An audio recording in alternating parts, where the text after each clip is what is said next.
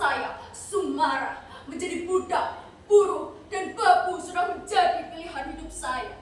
Bertahun-tahun menjelati kaki orang, merangkak dan hidup di bawah kaki orang. Bertahun-tahun saya tahan mulut saya lipat lidah saya agar tidak bicara. Karena bicara berarti bencana bagi perut saya, perut Simbo, dan bencana pula bagi para majikan. Jadi tolong, Dewan Hakim yang terhormat, kali ini izinkan saya mendongak dan membuka suara. Jangan ditanya dan jangan dipotong. Kalau waktunya berhenti, saya akan diam. Saya akan diam selamanya.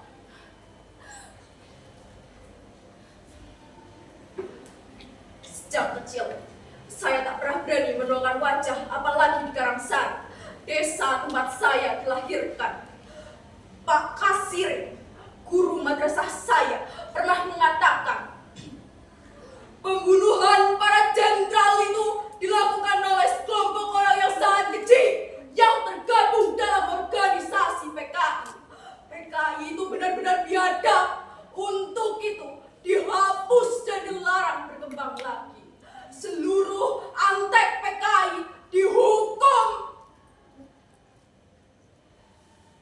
Bapaknya si Sumara itu kan dulunya PKI. Loh, iya toh. Iya, dulu itu bapaknya si Sumara diciduk sama tentara. Makanya jangan deket-deket sama si Sumara. Nanti kena cedok, kena tangkap. Hi, modar. Kata siapa? Bapak saya PKI. Kata siapa Suliman PKI?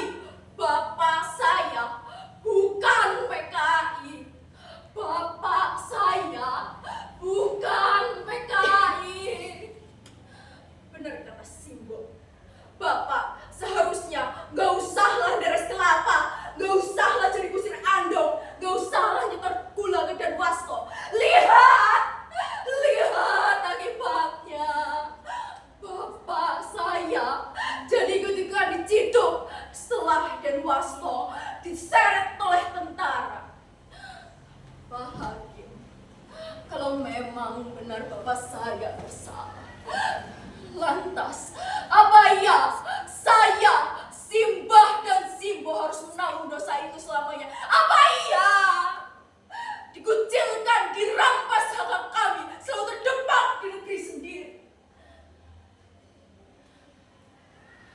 Suatu hari saya bekerja di juragan beras. Ia bernama Bu Jurwati. Dan bekerja di juragan beras itu, saya berkenalan dengan seorang lelaki yang kemudian saya jatuh cinta padanya. Namanya Mas Edi. Ia seorang tentara. Cinta saya semakin bersemi manakala saya tahu ternyata Mas Edi juga menaruh hati pada saya. Rasanya hati saya melambung tinggi sekali. Tapi untuk kemudian kembali terjebak dan jatuh dalam jurang-jurang. Saya dan Mas Edi tak bisa meneruskan hubungan ini. Saya dan Mas Edi tak bisa menikah. Mas Edi mundur teratur setelah mengetahui sejarah keluarga saya. Sebagai seorang tentara, haram jadah hukumnya mempunyai istri seperti saya. Rasanya ingin lari. Rasanya saya ingin lari. Kemana bayangan Bapak tidak lagi dapat menguntit hidup saya.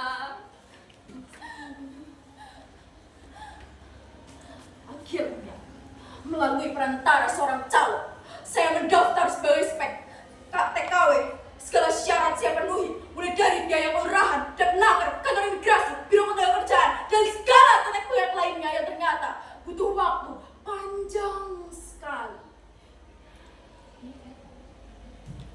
Akhirnya, jadilah saya, Sumara binti Suliman, seorang TKW dalam pendidikan tertinggi, menjadi budak di negeri orang. Kosida sangat diferensial jadi mesin cuci, Archimedes jadi orang punya baju, di kota monokotin jadi ramakai teori pidato, jadi omelan para majikan. Oh, mana Mana cerita Pak Kasirin tentang berbeda di bangsa Indonesia yang adil, luhur, ramah, tamah, gotong royong, yang menghargai? Mana? Ternyata semuanya hanya bisa dibeli dengan uang. Semuanya hanya bisa dibeli dengan uang.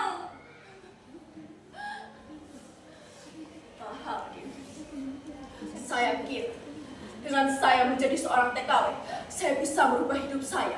Saya kira saya bisa bermetamorfosa dari ulat menjadi kupu-kupu yang indah. Tapi ternyata Pak Hakim, ternyata Sumara tetap saja kandas.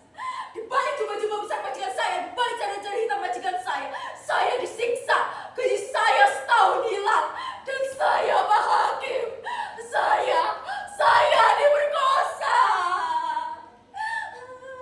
Saya diperkosa.